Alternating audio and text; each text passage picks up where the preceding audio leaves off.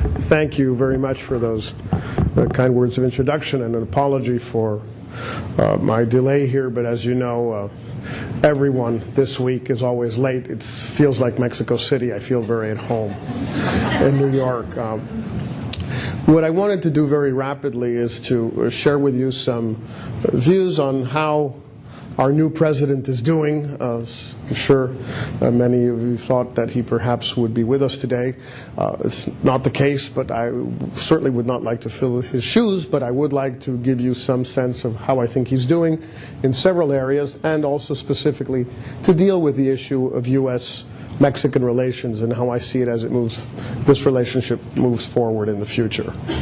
As you know, a little bit more than a year and a half ago, we had a very contested election in Mexico, and we're not used to these things. We're either used to elections. We had one election relatively recently by historical standards in 1976, where there was only one candidate. He got 96% of the vote, but some people suggested that there could be a runoff, and that he could have gotten 108% of the vote. We don't do that anymore, and we have now essentially free and fair elections. We had a free and fair election in the year 2000, and Vicente Fox won by 7% of the vote. And we had a free and fair election in 2006, and Felipe Calderón won by 0.5% of a vote. That's the way elections are, and they are disputed, and sometimes the losers aren't very happy with the results, and sometimes the winners would have liked to have won by a broader margin, and sometimes there are lengthy disputes about who actually won. You may be familiar with that. But in any case, the fact is Felipe Calderón won last year, and after a very complicated, protracted process of certifying the election and dealing with protests and dealing with an issue of a recount, he was sworn in on December 1st under very difficult and adverse circumstances, and has now been in office for 9 months. It will be a year on December 1st. I think the first point I'd like to emphasize is that he has consolidated himself in power. We have a president of Mexico who today is the president of Mexico. There is no discussion in Mexico about who the president is. There are a few people who refuse to acknowledge that, but that's a different issue. Everyone understands and accepts and knows that he is in charge, he is the president. And the way things looked a year ago, this is not self-evident. So I think we've made huge progress in that sense, and I think it's very important that we all realize what a significant achievement this is for President Calderón and for his team. I think it's also very important to realize that he has proved in office during these first 9 months to be effective as president. Not only has he been able to sit in the chair, as we say in Mexico, sentarse en la silla, but in addition he has sat deftly, comfortably, effectively. And he has gotten many things done during this first year, 10 months, which many people would not have expected or believed, given the way in which he got to the presidency with such a bare margin of victory, and also given the protests that existed. That said, it would be naive of anyone, including myself, and not totally intellectually honest, not to mention the fact that he has paid a high price to get there and to be able to govern with certain effectiveness over these first 9 months. And that high price has been an alliance, a very strong, formal, and up to now, I would say even loyal alliance with the absolute worst there is in Mexican politics. It's not just the PRI, it's the worst part of the PRI. People I wouldn't have dinner with. Although some of them are my friends, but I don't have dinner with them. I have lunch or breakfast, but not dinner. They really are terrible, terrible folks. And he has had to make a deal with these terrible folks in order to govern. And that has a price, a very high price. Because they do not do these things for free. They don't believe in free lunches, breakfast, dinners, snacks, whatever. Nothing is free with the PRI. It's an old slogan, campaign slogan. They really are not nice. And the price President Calderón has had to pay to become president and to govern during these months with them is a high price. I wouldn't want to get into too many details of that. There'll be a chance perhaps in the quick Q&A period, but I would mention one. In order to achieve, I would consider very, very, very modest tax reform, which in my opinion was not entirely worth it. But let's say one considers it was worth it. 1 point of GDP. You can get as much by another $5 a barrel of oil. And I'm sure Chavez would accommodate us on that. President Calderón had to accept to fire or to have thrown out the Electoral Council of the IFE and its president, who certified the cleanliness and fairness of his election. That is generally not a good idea. In other words, if the guys who said you won are fired a year later, well, some people might actually think maybe you didn't win. Because why are you firing them? Well, because they're incompetent, they're corrupt, they're dishonest, they didn't do a good job. Maybe. And so did you win? If the guys who said you won are lousy, incompetent, and corrupt, you have a problem. And that was the price to pay to get tax reform worth 1 point of GDP. It's an arguable proposition. And I think in general terms, President Calderón finds himself in a very difficult situation. He has become president. He has consolidated himself in office. He has achieved important advances on many fronts, but he is paying a very high price for doing so. Is that the best road? Obviously, he thinks so. Many people think so. His popularity ratings are high. I think in general, most people consider him to be an effective president. But I think it's also important to point out that he is paying a very high price for this.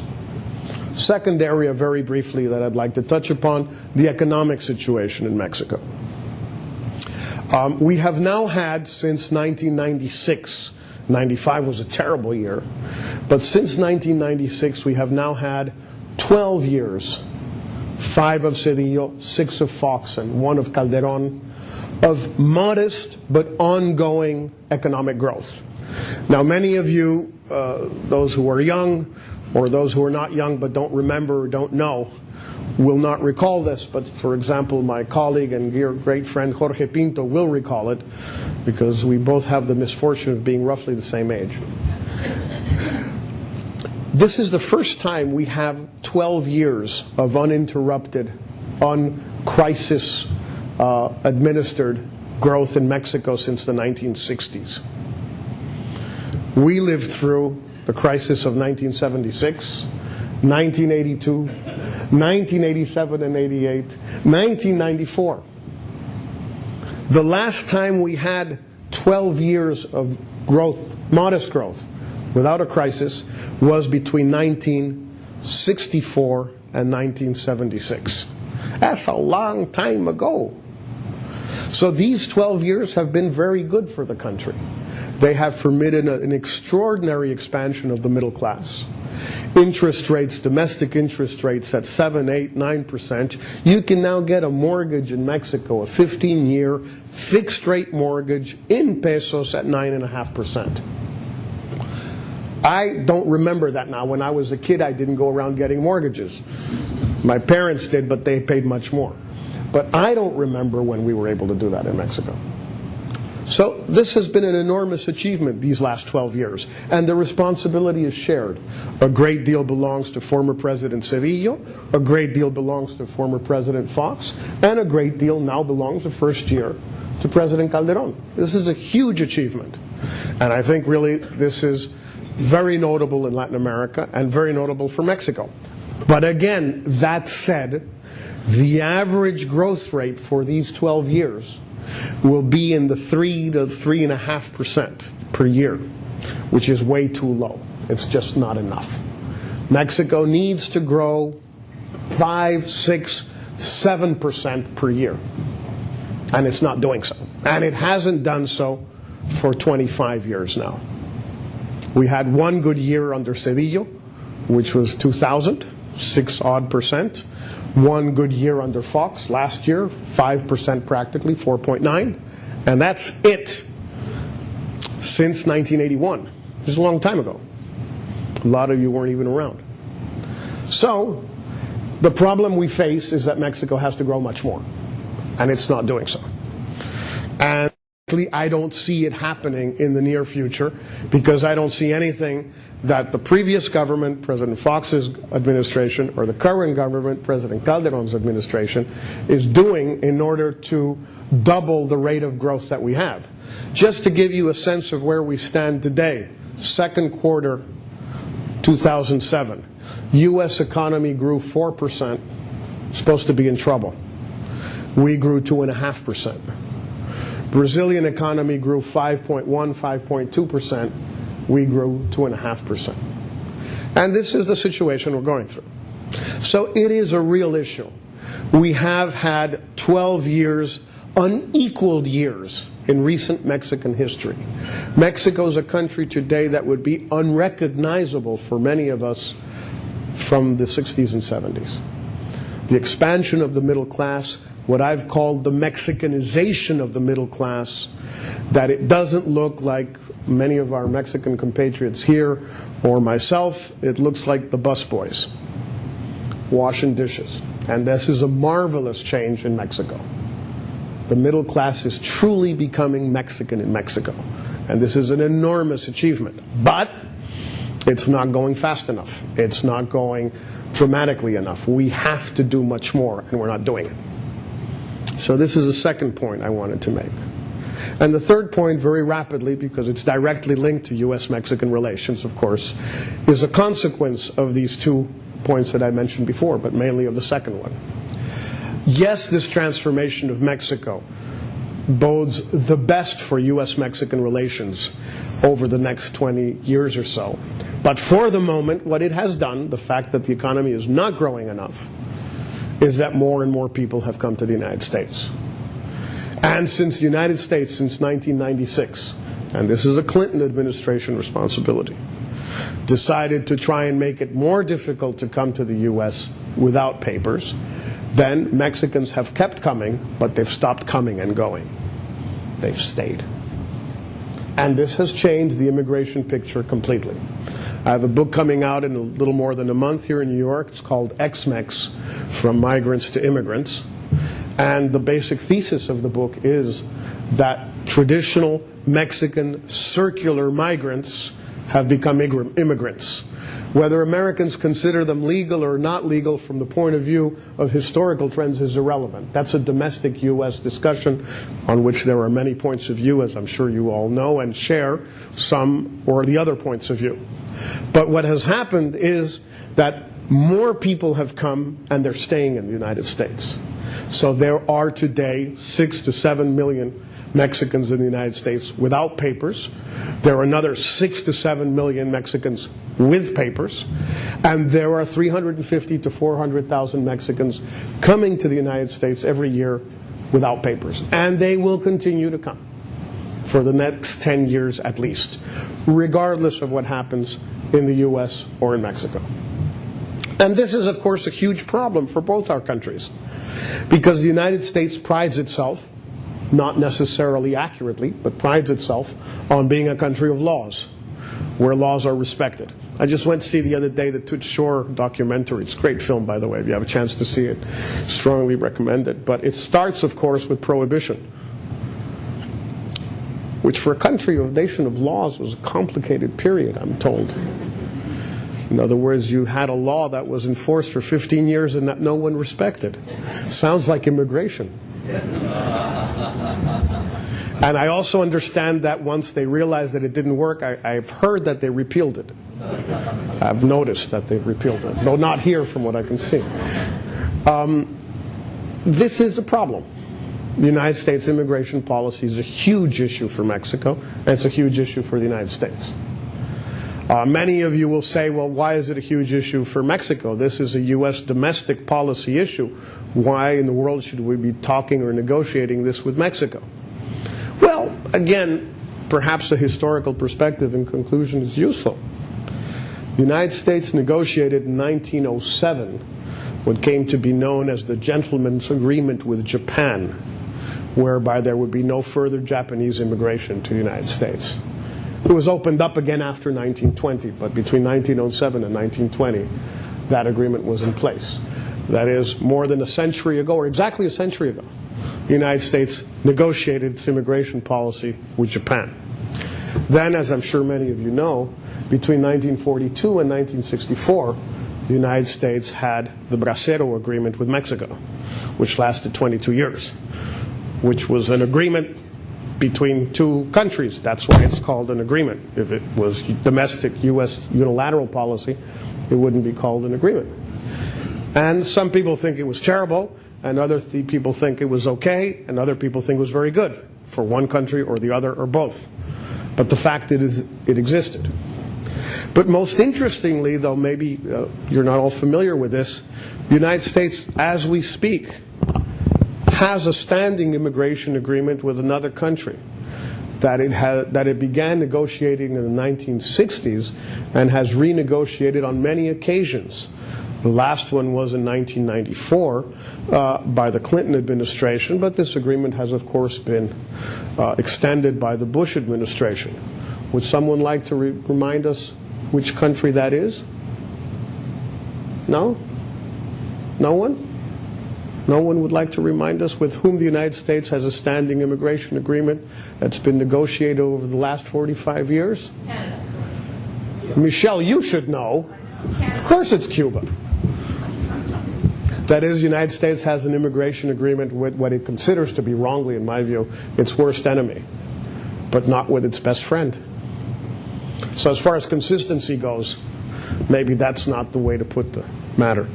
Not domestic U.S. policy of the Cuban Adjustment Act. That's a different issue. A specific number of visas every year with so many conditions, requirements, granted, etc. It's a negotiated agreement between the two governments. It's the only issue on which the two governments have systematically negotiated over the past 50 years. Not once, but about 5 times. It started with the Camagüey exodus in 1965, and the last time was the Bracero exodus across the Straits of Florida in 1994 with the Clinton administration. But again, there's a little bit of inconsistency in all of this. The point being that there is an underlying problem in U.S.-Mexican relations, and that problem is immigration. The Calderón administration would like to, as it says, demigratize the agenda. And that was an idea that was very well received by the people here in the restaurants. They thought that was an excellent idea. Yeah, let's not talk about them anymore. It didn't go down very well. And of course, it didn't work. It didn't fly. And President Calderón has been very forceful and very eloquent and very, I think, effective in once again making it known to the United States that this is a fundamental issue for Mexico. It is the issue. There is no issue more important for Mexico than Mexican immigration to the United States. Perhaps because other issues have been settled in the past. But it is the single most important issue. So where do we stand today? We stand in a complicated situation. Mexico is working as a democracy. It wasn't a sure bet. Remember, we had never tried this before in our history. We're not like the other Latin American countries who had some form of democratic rule in the past, lost it, and recovered it. Chile, Argentina, Uruguay, etc. We never had this. So it wasn't a sure bet that it would work. It's worked. Certainly since 1997, and I would argue since 1994, we have been living under essentially democratic rule.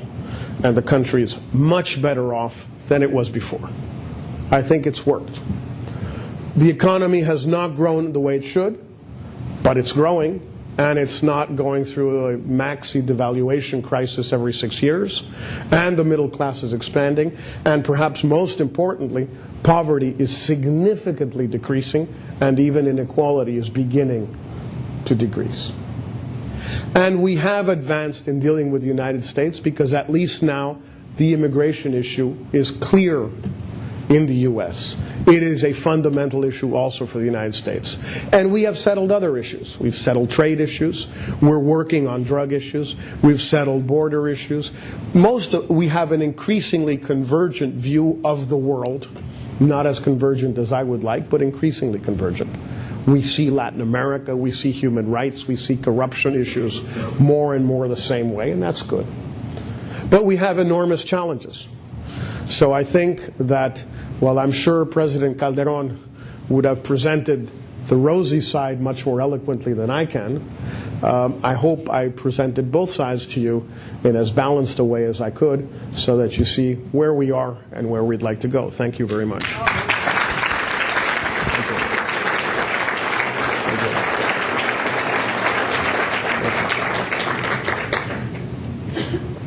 And you'll tell me how much time we have. We probably have time for one or two questions. Maybe you answered all of our questions. Any questions, sir? Can you comment a little bit more about the current security or insecurity in Mexico and how that relates to trying to fight the drug war in Mexico? Well, I think there's two different issues involved. One is the general question of law and order in Mexico, where there is a real problem. But it's a problem that goes back several years and that we have really not advanced a whole lot either at a federal level or a city or state level in fixing. And this does not generally have to do so much with drugs. It's just a general breakdown of law and order, of holdups, kidnappings, absence of the rule of law. And this is a very serious central issue in Mexico which affects really everyone in the country, the huge majority of the population, one way or another. That's one issue. The other issue is the drug-related violence and insecurity, which is a different issue, which does not affect everybody in the country by a long shot, but which is dangerous for the country's national security or whatever you'd like it. And there have been large improvements on this front on the one hand, and large regression, significant regression on the other hand. Each successive administration, particularly President Salinas, Cedillo, Fox, and now Calderón, have tried to address this question of drug enforcement in different ways.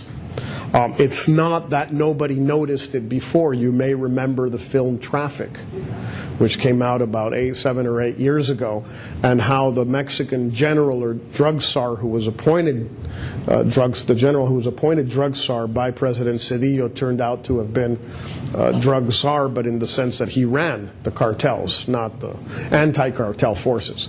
That was the beginning of the Army's involvement in fighting drugs. This is not new as an issue or as a solution. People have different points of view about President Calderón's strategy of bringing the Army into that fight much more dramatically than before, bringing the Army out into the streets, on the highways, in the neighborhoods. There are people who believe it's not ready for that mission. It's not its mission.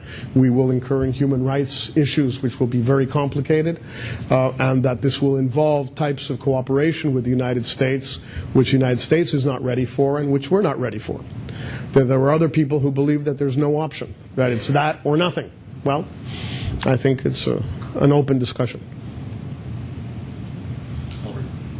What is the Mexican government's desire in terms of having an immigration policy with the United States, and why?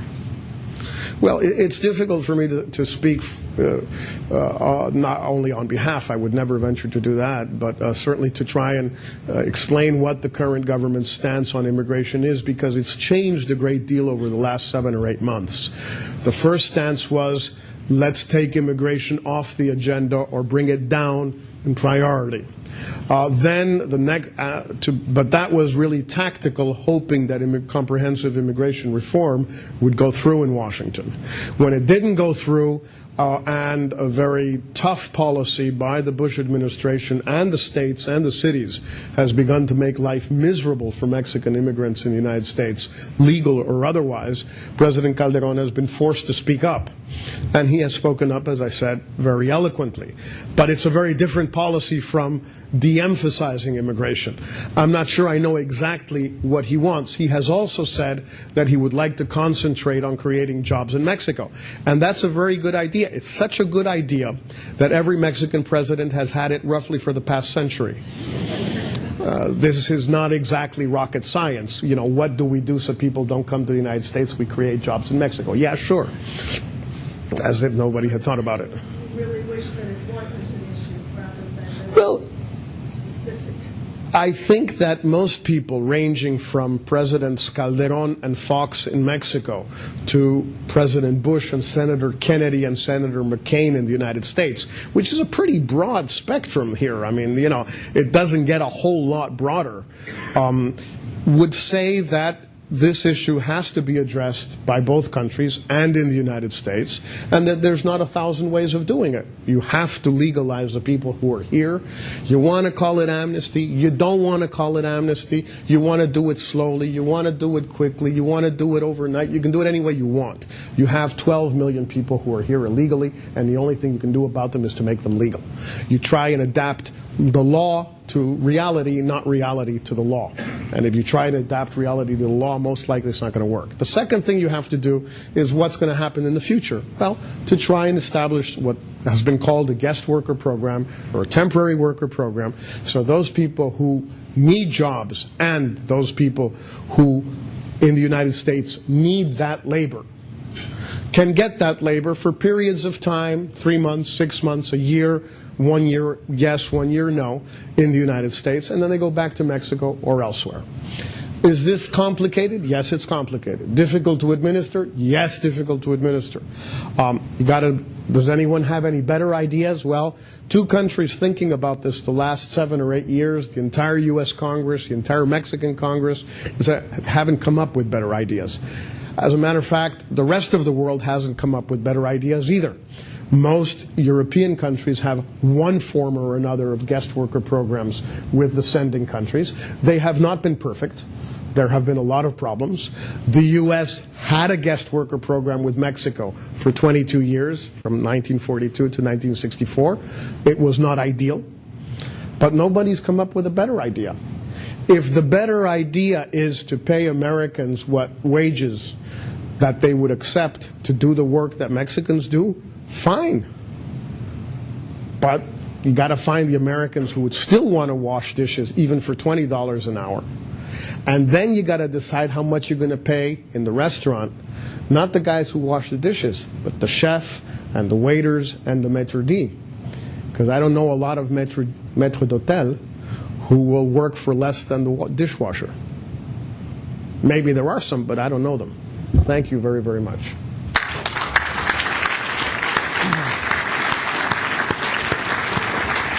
Jorge, I know you considered running for president last time around. I personally think you'd make a great president of Mexico. Thank you very much for coming.